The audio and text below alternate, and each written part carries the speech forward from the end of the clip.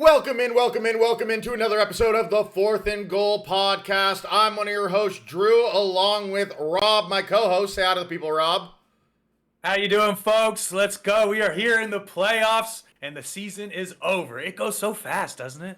It does, and for those of you watching when we're releasing this, you might notice it's a little bit early. And I know our schedules haven't always been consistent, but this is extra early, and that's because we're doing two episodes this week. Rob, let the people know why we're doing two episodes. Let's go. Well, there's a lot to talk about. Obviously, the season's over. We want to take a look at the season in its entirety, but we also want to spend enough time looking at the playoff matches, and we've placed a lot of bets into the season, during the season, heading into next week. So we just wanted to parse this up. So we're going to do this as kind of a season recap episode, and then later this week we'll be dropping the playoff pod, and so we hope you guys enjoy both. Yeah, exactly. We just don't want to have, an hour plus long episode for you guys. Let's keep it in a little bit of smaller pieces. We're already 30 to 40 minutes. That's more than enough for a single sit down. Either way, with that though, let's get into the episode, and we got to start with the coaching carousel. We had Arthur Smith fired, I think literally at 12:01 this morning. They didn't waste any time. Ron Rivera fired. That leaves 5 head coaching vacancies right now. Maybe more to come. This seems low for the number of head coaching vacancies. Yeah, and for those of you not entirely sure who those other ones are, right? We had the Chargers and Panthers and Raiders all fire their coach in season, and pretty much the Chargers and Panthers have already said the interims are not coming back. The Raiders is the only one with Antonio Pierce having a shot there.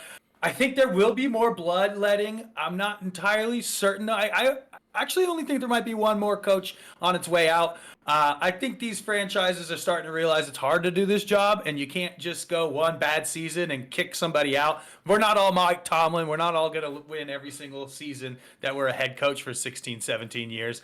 But I think Arthur Smith being fired, I'm pretty sure he got fired in the locker room after the game. Nobody was really too shocked at that. And then Riverboat Ron, I'm pretty sure he was they're still cleaning out shop, that new ownership group up in Washington. And so this is out with the old and in with the new over there. I've misjudged the Commanders team all year long. And so, you know what, let's restart on them as well. What are you thinking over there? Yeah, I mean, Arthur Smith has been a brutal head coach in the NFL. Whoa. Just absolutely horrendous. Like I got nothing positive to say. Good riddance. Riverboat Ron, I don't think he had much of a team. I don't think he had much of a chance. I think he's a decent coach. Like, he led the Panthers to the Super Bowl back in the day. He's been a solid coach in the NFL. I'm not sure if he's going to get another head coaching job, but I'll never talk about him as an all-time bad coach. Arthur Smith, get that man the fuck out of here. Right, he's on the Matt Canada levels of, come on, dude, are you even supposed to be in the league? I agree. I think Riverboat Ron's had a good tenure as a coach, right? If that was your career, you'd be pretty happy with yourself.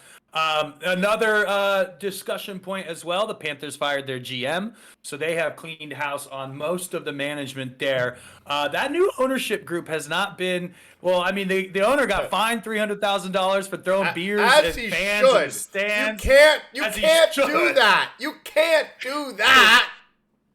That was like a let them eat cake sort of moment where it's like, bro, they should be throwing beers at you, fam. Like, since you've taken over, I think it was like about a decade ago. That team has been not even. awful. Only a few years ago. It was post. Like, it was after the Cam Newton era. Yeah, exactly. Yeah, so since you've taken over, the team's been one of the worst historically in the league every year. You struck out and missed this year when it came to taking Bryce Young, trading up for him, not getting C.J. Stroud, and then losing this pick, which is the top number pick one really overall. Coming in. Yeah, exactly. So how'd that work out for you? Go throw those beers at yourself, you fucking idiot, dude. Get out of here. Take your money. So that's a dumpster fire heading into next year, too. I don't see the Panthers improving much at all. No. And let's be clear. Obviously, GM and head coach have a massive impact on how well a team does, what a team picks, how they do everything.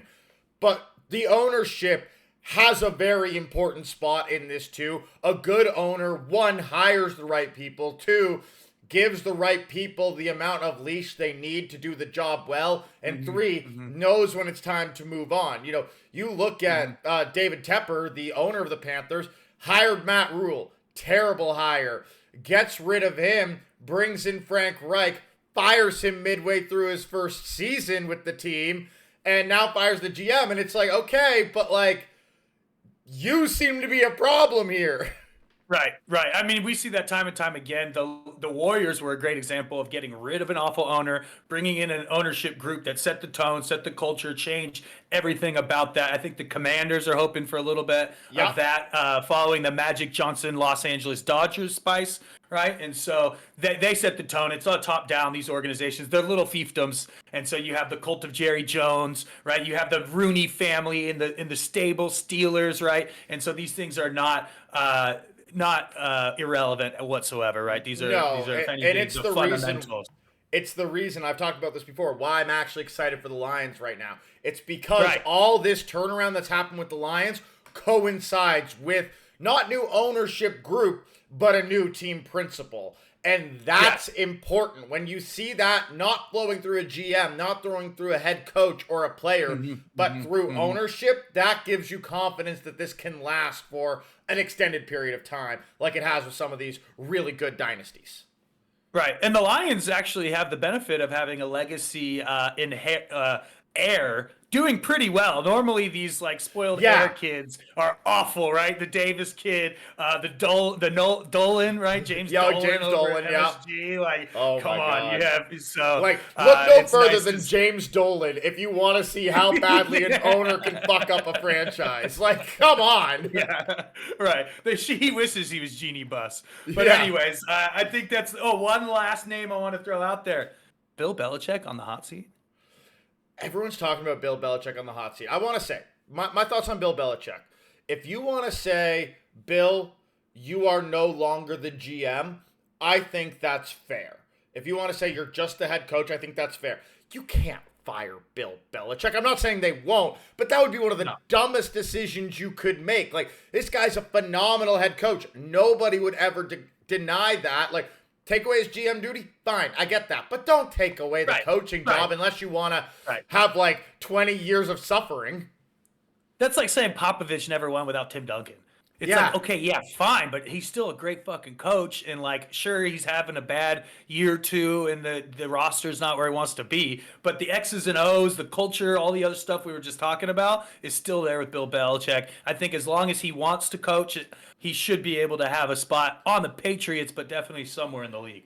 And there's a reason why Bill Belichick's name is tied to all these teams looking for coaches, because everybody and their brother would be lining up to sign Bill Belichick if he were allowed to go sign somewhere else. Like, everybody would say, you're fucking dumb, New England. Come, Bill. Like, exactly. But one team I think should stick with their interim. I do like Antonio Pierce as the head coach of the Raiders. I think he defines Raider football. Tough nose, defensive. He wants to bring it back to like the 70s era, black and gold, or sorry, silver and black. And I just think that would be a good fit there. But I think we've talked about the hot seat long enough. I'm with you. I want to say one thing about Pierce, though. When you talk about him, the thing is with head coaches is not about, are you the best X and O caller? Obviously, yes, if you can get a Kyle Shanahan, you can give up on maybe some of the leadership stuff. Mike McDaniels, those kind of guys, Yeah. But at the end of the day, like, look at some of the best head coaches in the league. They're not genius play callers. They're leaders of men.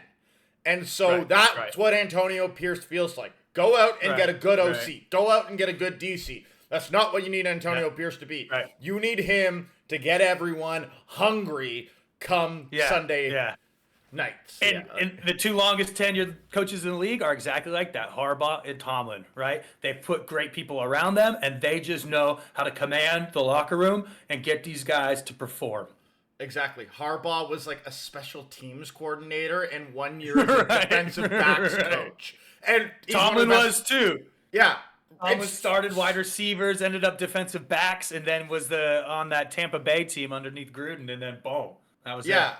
And it's like, these are guys that were hired not because of their X's and O skills. It's like, we can find people to do that. It's a much different skill set. And this is what you want to play for Mike Tomlin, right? Like, that's the thing. These players love him. And that's the problem with Josh McDaniels. Antonio Pierce and Josh McDaniels were literally the opposites. I have no doubt Right. Josh McDaniels is a great X's and O quarterback. Let's be clear. We've seen what the Mac Jones experience has been minus Josh McDaniels and what it was with Josh McDaniels. Like, I The have no Mac Jones doubt. experience. I have no doubt he's a good offensive mind, but he's not a head coach. Well, can we just end the Mac Jones experience now? Let's come on. Yeah. Let's move on. Yeah.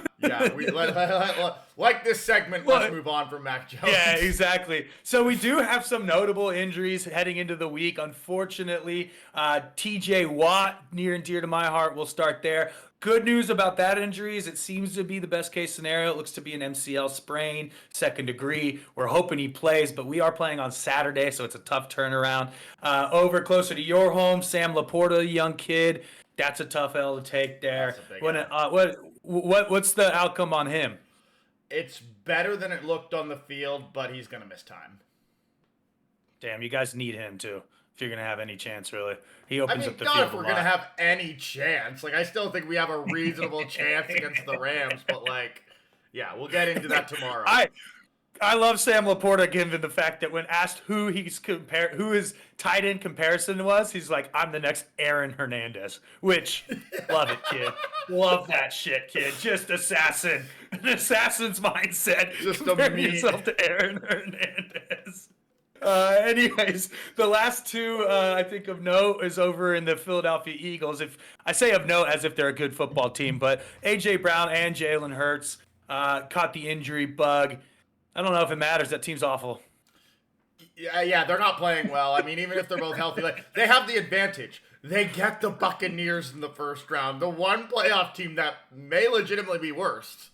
Right. So they might still be able to win a playoff game, but God, they don't look good. I think the bigger injuries are probably the biggest injury we haven't talked about is Rasul Douglas, who has been an absolute stud at corner for the Bills. Really helped turn that defense around, and if he misses time, that kills them. That absolutely kills them.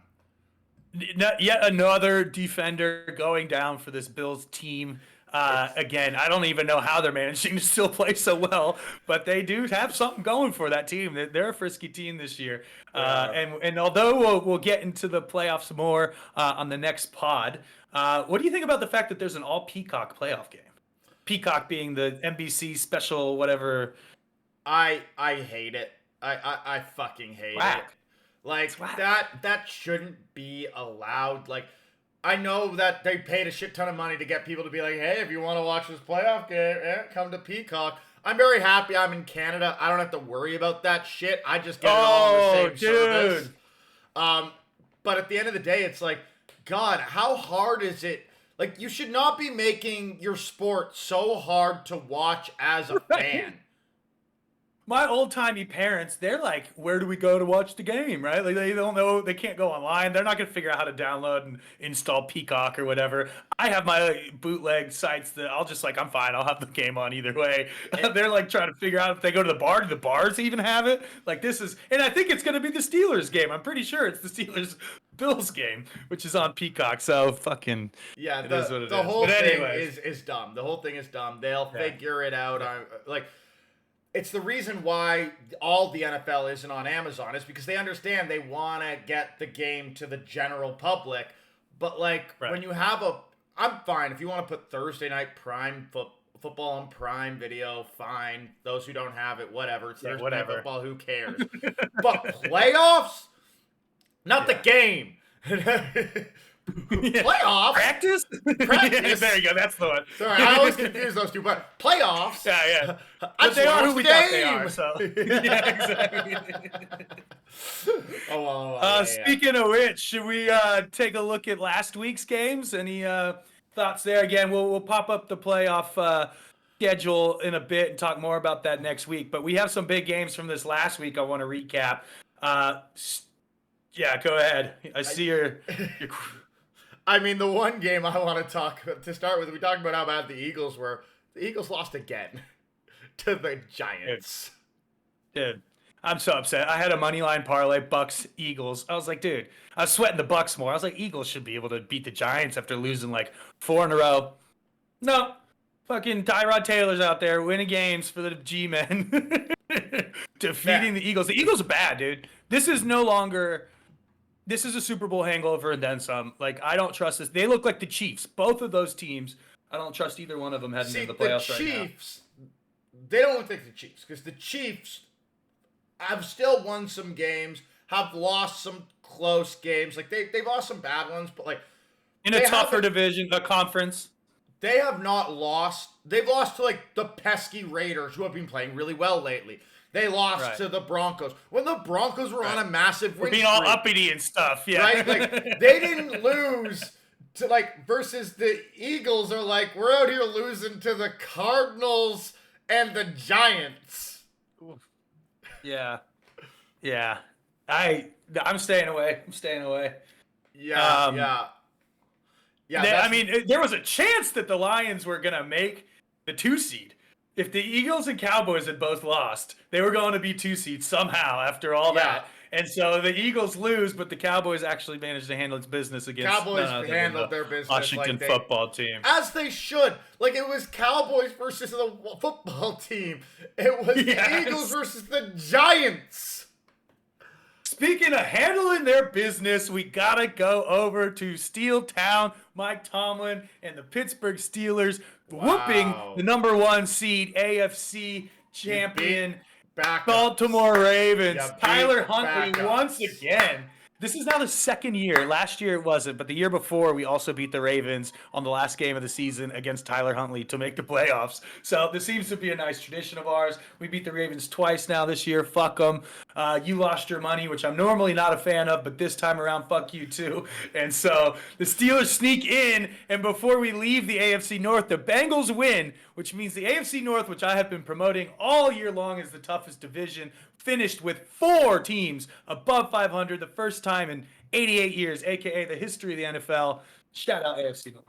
Yeah, I mean, that's pretty impressive. What I'll say about the Steelers, like, you rip me and chirp me as if I was, like, down on the Steelers. How many people that aren't biased came into this season and legitimately have said, hard line, the Steelers are going to have a winning record? I was on that train and you're ripping me. I know. You have given the Steelers more than enough love throughout the season, but you got to get your punches in when you can. And this week, it was your lock of the week, and your whole Tomlin's going to be 9-8 and just miss the playoffs. Yeah, well, you too.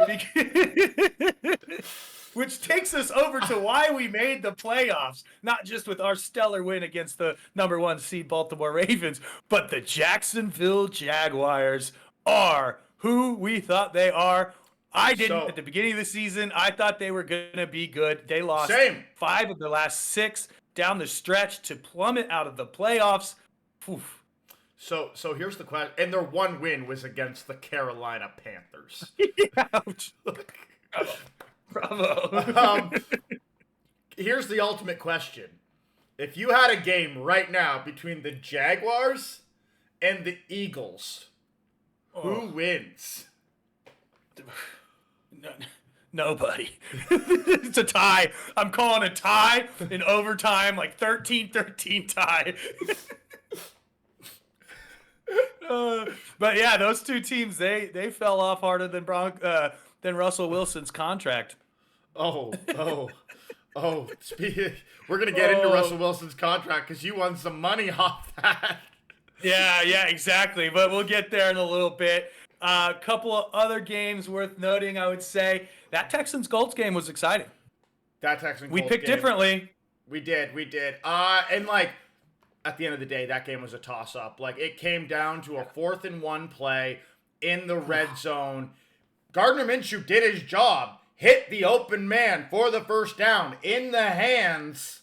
Like, I understand he had to turn around. I understand it's not the easiest catch. You are in the NFL. There is no one near you. You have to catch that ball.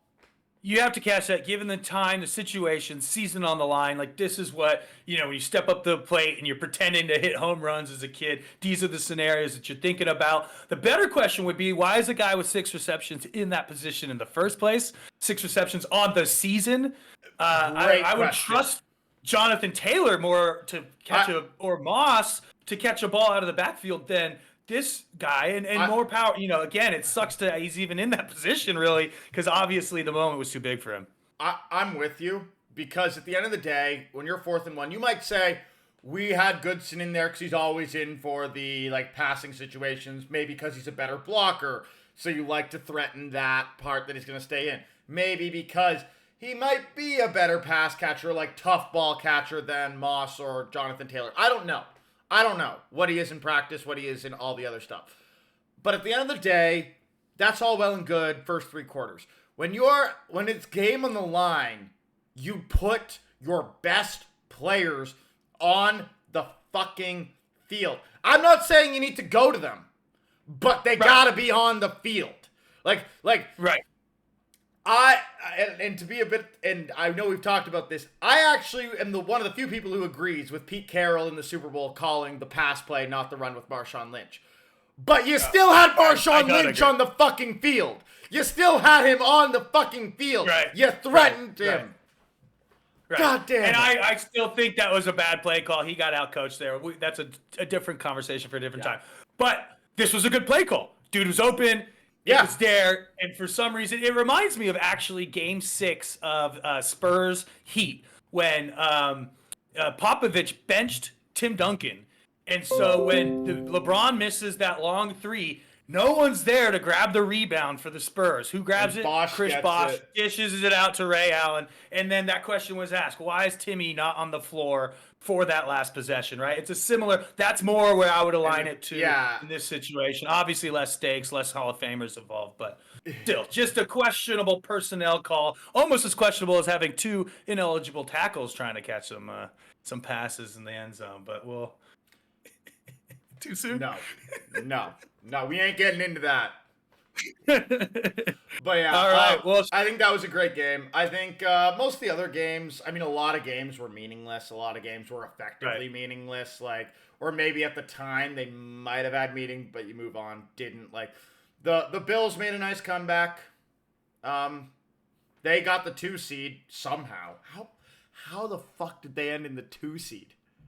I don't think anybody after they lost to the G-Men, speaking of the G-Men, the slayers of the Bills and the Eagles they somehow. beat the G-Men when the G-Men couldn't score from the 1. But then they lost to the Patriots the next week, I believe.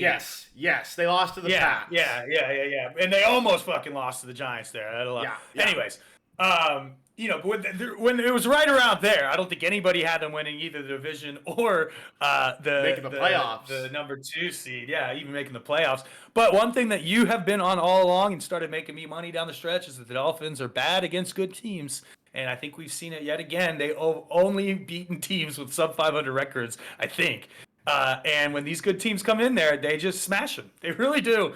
And so I had a great little Steelers-Bills parlay at one point that hit pretty fat. So that was a great game. Yeah, I think they did beat the Cowboys, if I remember correctly. I think they did beat the Cowboys. Oh, yeah, on the road. The Cowboys on the road. On a 2-game on the road. So, but that was the only game against the over 500 team that they won all year. So, and then the other game worth noting, I guess, is that the Bucs made the playoffs by beating the Panthers 13-3 or something. No. They shut them out. They shut out the Panthers. I think it was 9. Oh, it was 3. I think it was 9-0. Right. It was 9. It was 3 great field goals. No Baker. I was avoiding that game. I didn't want to talk about that game. I did because I had money on it. Not that the Eagles would save me anything, but why don't we move on to the best bets with Bookie Bob? Unless you had any further comments on Week 18. But we're going to do a little bit different here. First, we're going to quickly just go over our picks for the season. And so last week, I managed to go a startling 14-2. Second time I was able to do that throughout the year, which just goes to show you how shitty some of my other weeks were. Drew, in a valiant attempt to reach Vegas, and we did miss a week, so some of these numbers are slightly off, but percentage-wise, went 7-9. Not a good showing on the last week from you, Drew. I went very aggressive with some interesting upsets and got burned. Right. And so you ended the season 158-98. I was at 144-99. Vegas at a stellar 165-91. And I was only 3 games off Vegas coming into the week. So I had a lot of upsets to be like, hey, I need, if I get a good collection of these, but I had the Ravens. That didn't pan out. Came close for a little bit, but didn't. The Vikings over your Lions. I had the Vikings over my Lions. That was a somewhat close game for a while. I had the Colts over the Texans. Very close game. Right. They were all close ones that I picked, but they always are. But we'll do a little bit more postmortem with that on the next pod. So stick around and we'll figure out how good we actually are, or how good we think we are at this picks of the week. But it was a fun run. Any final words, Drew, on your week picks? No. I did my best. Valiant effort. I still beat you. Yeah. And so we've been placing bets all year long. And so last week, Drew, unfortunately, well, fortunate for some of us, but lost his last bet of the regular season, taking the Ravens over the Steelers. Your boy, who had won a freaking bet since week 10, managed to place a winner with the Texans-Lions money line, which brings our season totals to, Drew, $166 profit, boy. Well done. Well done there. I'm pretty sure all that profit came in like the first 5 weeks, and I've just been bleeding since. Yeah, we might have to do some graphing of this. And I'm literally just going to be Drew. Yeah, I had a similar one, not so high, and then just went low. And when I say low, I lost $80. So saved myself at the end there. So well done, Drew. You made $166 this year. I only lost $80. It could have been worse, but there are some preseason bets. So why don't we go ahead and take a look at what we had called? Are they up there right now? Lovely. Yeah, they've been up there for a little bit. Oh, okay, nice. As you can tell, I'm the technically savvy one here. So these bets are not factored into those numbers you just heard. Those were the week-by-week bets that we would place on this program or on our X Twitter stream. And so you can see here, we're not very good at this either. Well, at least I'm definitely not. I'm pretty much ruled out of every single one of my picks. And not even close, honestly, on most of these in hindsight. No. Let's just say I was drinking the Cincinnati Kool-Aid. I had the Bengals winning it, Joe Burrow MVP. That was gone pretty much by like week 4 or 5. Yeah. That was gone very early in the season. When we did the mid-season recap, funnily enough, I was looking so good in the mid-season recap. I was looking like I was going to win like everything. Yeah, true. I got injuries all over the place. Anthony Richardson got hurt. Doug Peterson had Trevor Lawrence as his quarterback, which is essentially an injury. What about on your side? Why don't you walk us through some of those? And then we'll talk about some of the ones that are still in play. Oh, yeah. Sorry. Before we hand it over to you, the one that upsets me the most is Tony Pollard. Because the dude hits 2 touchdowns week 1. He's on like the highest scoring offense in the league. And somehow ends up with 6 total touchdowns. I only needed 10 out of him. I'm a little upset about that one. That one should have been that should have been absolute cash. Yeah, well, it wasn't. Yeah, I mean, the 2 ones that I thought had a good chance, at least earlier in the season, like midway through, were Jalen Hurts MVP. That was looking like a lock for a period. And Dan Campbell, Coach of the Year. I mean, I think Dan Campbell, I think the top 4 make a lot of sense. I think Dan Campbell being 4th of 4 is wrong. I would put, in my opinion, Stefanski, what he's done with, Joe Flacco and everything. He's got to win it. And I get that. He earned it. They played their 6th quarterback. Yeah, Shane Steichen, I believe, deserves a lot of flowers, a lot more than most people are willing to talk about. But I think Dan Campbell's up there. And, I mean, the betting shows he's up there, but Stefanski's such a heavy favorite right now, as he should be. Right. And then the main one I want to talk about, though, is Derrick Henry. Yes! Bro, tell the people about my Derrick Henry, highs and lows. When he places this bet, and as you see here, this was most of his money ahead of time. He's like, this bet only loses if Derrick Henry gets hurt. Well, he didn't get hurt, but he also didn't play very well all season long. And pretty much heading into the last 3 or 4 games, there was no shot in hell that Drew should have hit this bet. And not only am I proud of you, my man, for winning some money, but you also knocked off the Jacksonville Jaguars when Derrick Henry ran for a whopping 153 yards in the last game of the season. You needed 1,150. He ends up with 1,167. So if he literally runs for 145 yards, or what's the math, 135, you miss this bet. Dude runs for $150 and change, and now you're in the money, sir. Dude literally needed to have the far and away the best game of the season, week 18, and he does it. And he does it. And Tajay Spears played well too. It all came together for the Titans down the stretch here. That's a fun one. I got saved as well. Speaking of which, with the Russell Wilson contract shaving. Yeah. They were on a roll. They had won like 5 straight. They were knocking off the Chiefs and all sorts of these juggernauts. And then all of a sudden they're like, nah, we want to say $50 million. Yeah. Bench. They lost one bad game to the Patriots. But let's be clear, so did the Bills. Exactly. So that's a funny win for me to pull out. The only one that's guaranteed. I guess the last thing worth noting here is my man TJ Watt's going to get robbed. I don't know why they don't like him. The media doesn't like him. He's now the sack leader for 3 separate years. No one's ever done that before. And he's not even, right now, he's a 3rd in the favorites for this. This is fucking atrocious. I get it. You give it to the best guy on the best defense, but yeah, TJ Watt's the best player of the year. I don't know who second is, so I would have thought TJ Watt would have been second. Micah Parsons, according to... I would put I'd put TJ Watt over Parsons, but I'm in agreement. It's Myles Garrett as the win. Like, that defense is carrying that team, has carried them all year. Like, before they had Joe Flacco, they were still winning games with the ghost of Deshaun Watson, Dorian Thompson-Robinson, and P.J. Walker. Like, and that was Myles Garrett fucking carrying that team on his back for half the season. Like, I get it. I get it. I get it, but still, as someone who watches every second of every Steeler game, nobody like changes games more than this guy, man. Like every time we're in like a pickle. Have you watched Myles Garrett play? Have you watched it? I have like, to. Come on. Look, I'm being a little bit of a homer here, all right? Let me finish off. The guy changes games, all right? It's like the team's driving, we're about to lose, and then there's a strip sack, there's a fumble. I don't know.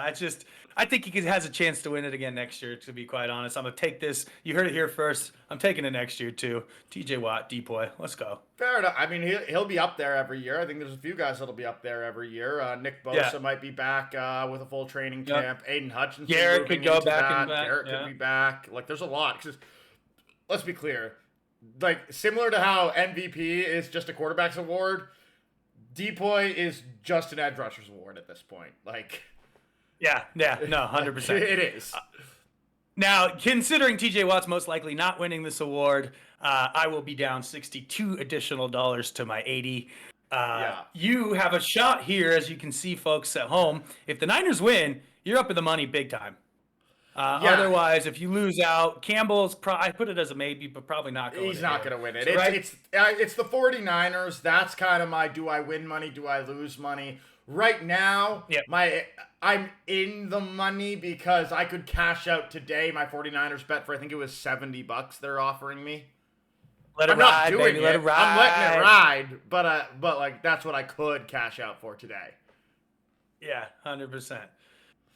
So I think that pretty much wraps. Let's be clear. The 49ers are going to be playing against the Eagles or the Buccaneers probably next week. So I'm letting that baby ride. Yeah, you definitely let that baby ride. And then you like hedge against it maybe in the World Series, in the Super Bowl. Sure.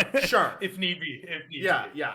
But anyways, it's been a fun year with Best Bets with Bookie Bob. We appreciate you guys playing along with us. Obviously, I'd like to win more money next year. Drew, very much in the money, hopefully even more so with the hopefully Steelers win the Super Bowl against the Lions. But we'll see where it goes from here. The Lions making the Super Bowl is still better than we've ever done, so I'll take it.